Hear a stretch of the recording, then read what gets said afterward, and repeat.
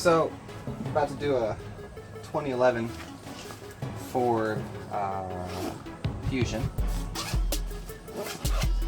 And I will be using iKey 820 most likely. Sometimes these Ford Fusions can be a little tricky, but here's my newest setup in my backpack. It's ever changing. Just gonna set those right there for now. Up top I've got my leashy, or pack-a-punch components. Right now I've got the 90-degree reverse for GM B106, so I have to swap it out.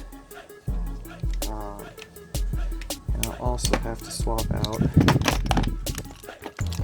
my depth knob to a 525. But the one with the two black dots is your 90-degree standard, and it should float right in, and it does. We don't have to readjust the anvil right here whenever we swap between 90 and 90. So, angle back in, and it should make flush and smooth. Now my Ford 8 cut is this one, and it also shows 525 for the depth knob. Currently I have a 620. Just quickly replace that with the dirtiest one.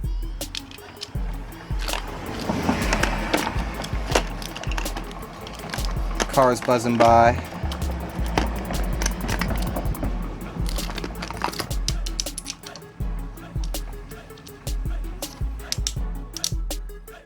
Okay. And where did I set that? Right here. Cool. And I'm going to quickly grab just a couple test key blanks.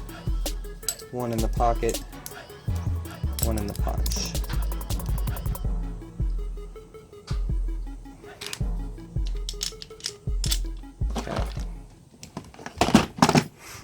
And I have a miscut transponder-key that I messed up. So hopefully in a quick way I can peel this guy out and reuse the perfectly good transponder.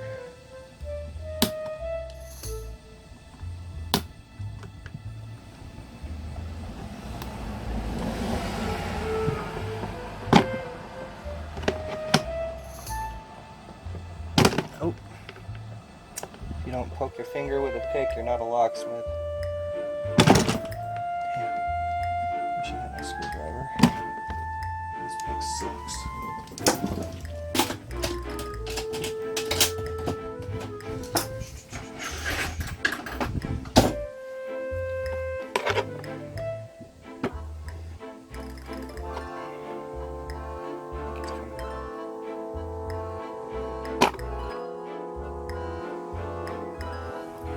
There we go.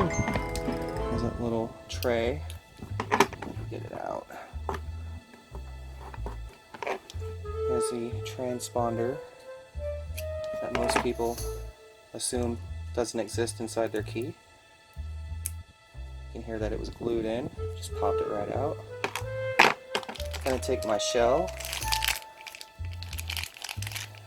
bust it open.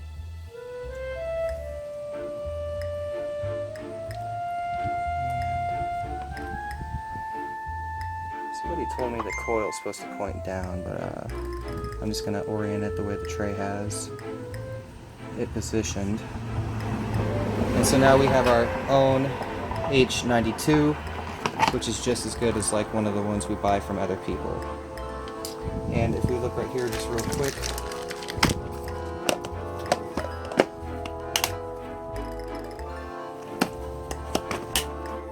these tabs are hard to figure out which one is which. I have my leashies tucked in the bottom, and this is the one I'll be using. So be right back.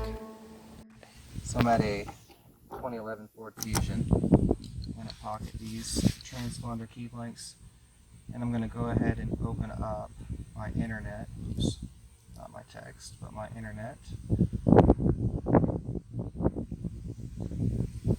I'm going to go to my fill program and log in real quick.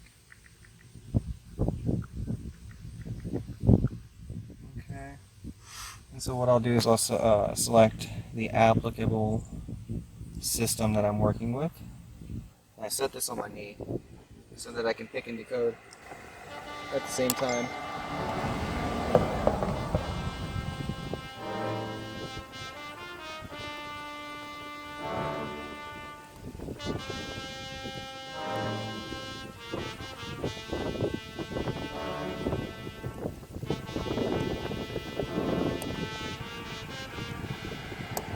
There it is picked. You can come over and see we got full range of motion. So now I'm going to quickly decode it. Space 1 is not present. Space 2 is a 3. So if you look down here, I'm going to put question mark, then 3. And then we're going to go to space 3 is 5. 4 is 3. And then 4. 5, 3, 4. Is that correct? No. No, hold on. We got 3, 5, 3, 4, 2, 3. 2, 3, and then the last space is not present, so we're going to do a question mark. We're going to have it make a chart, and we have one option. We have one option. See it? No, it's too sunny. Here. There it is. Okay. And we can click it and get the factory Ford code. Okay. So at this point, I could just cut a transponder key, but I always cut a mechanical test key because that helps us to determine if the ignition has been replaced or anything like that. Never assume. And at worst, I mean, you just cut a cheap key that you can give your customer as what I call a wallet key, because it's flat and it's not cumbersome, so they can hide it and store it in a multitude of different ways. And my favorite aspect of it is that if you choose to store this key that I give you on your car or in your wallet, if you ever lose it or if it's ever stolen, this particular mechanical test key will never be able to start your car because it doesn't have a transponder inside of it.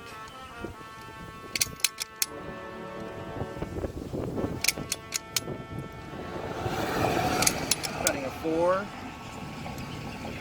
2,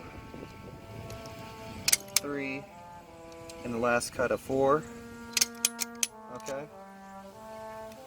We check the key to make sure it's symmetrical. We're going to take out the leashy.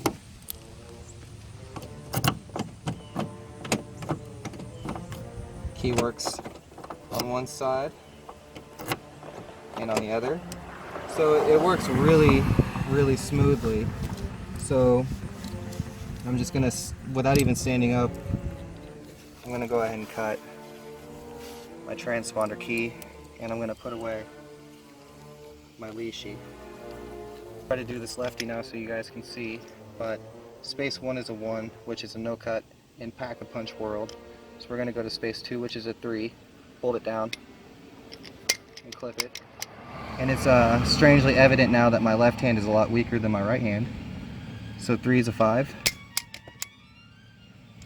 Oops, 3. And then 3. I've got to be careful. I'm doing it 1, 3. Sorry, just checking myself. That's slipping right there. There it goes. 3. And space 5, 1, 2, 3, 4, 5 is a 4. 4. And then 2. 7 is a 3. God, it's hard doing it lefty. And then 8 is a 4. Hopefully I did that right. Check key for symmetry. Looks pretty good. Okay. Okay. Put this guy back together so we don't lose its components. Okay. Oops, we locked ourselves out. Unlock the door. And so now we're going to see if the ignition comes on, which it should, and it does. And right here is our security light. So just hang with me 1 second as I get my programmer.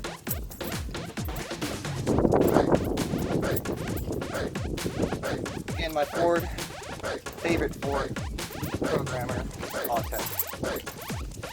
And I never plug up to a Ford without assurance that my programmer or the car is going to be safe.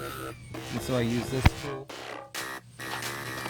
to just check my ass and make sure that I have, you know, basically has connected to your phone and is reminding you that 911 assist is set to off. but anyway, I like to have something like this just to ensure that I cover my ass. I'm gonna hop in real quick. We're gonna take control of this vehicle's immobilizer.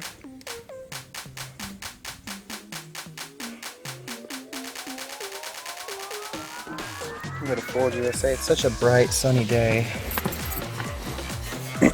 What I'm gonna do is I'm gonna go ahead and pull out a blank key.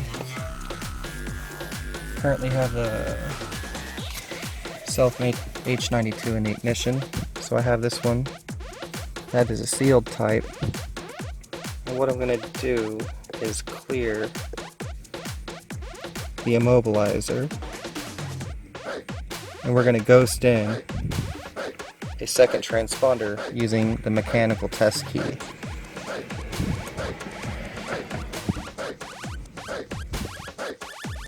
This is the clear procedure, and it says itself that you must have 2 keys minimum in order for it to start again. Currently 2 keys programmed. We got security light. Oh. Now it says we have a 10-minute wait, which is indicative of this particular system, as mentioned at the beginning of filming, that sometimes these older Ford Fusion systems are a tough protocol to program. Oftentimes I'll get deadlocked where 3 or 4 programmers will fail on the system, like error to communicate, and I'll have to use a token-based one, and even they don't normally they don't have the 10-minute bypass. So I'm going to cut, and as soon as I get some different behaviors, we'll begin filming. Alright, so the programmer hit 100. My watch is showing 9:35, and I did start filming shortly after, or start keeping track of time shortly after. So grab that key off of the top real quick for me. Thank you. Okay, so film the security light for me, right there, the red blinking thing. It is solid, indicating that that key is learned, but the car only has 1 key right now, so we're going to ghost in the second. And how we're going to do that is by using the mechanical test key. The way I do it is I typically just hold them like this, and we're going to watch the security light. I'm going to cycle that bad boy in, and it's solid, and it should go out now. And this will actually start it, confirming success. I can take away the blank now that we can reuse later. I'm just gonna go ahead and unplug. I'm gonna turn off my mechanical test key that will never start the vehicle again unless this is held up to it, which it never will be. Ooh, that radio scared me. But see, now whenever I put this key in, I almost lost the good working key down into the abyss of the car. But once I put this in and turn it on, we get a security light that says "No way, Jose." And whenever I try to crank it on, nothing. So that is actually quite an asset to have. Now my self-built transponder key goes into the ignition. We're going to turn it on. Security light will indicate that it's reading it, accepted it, and now we have a full ignition and a new master key. All other keys that were programmed, the 2 that are no longer around, have been deleted. But of course, if they are found, they can be re-added. But as it stands now, all they will do is just about as much as this will do. I'm Jareth Garza with Como Lock Shop. Thanks for watching.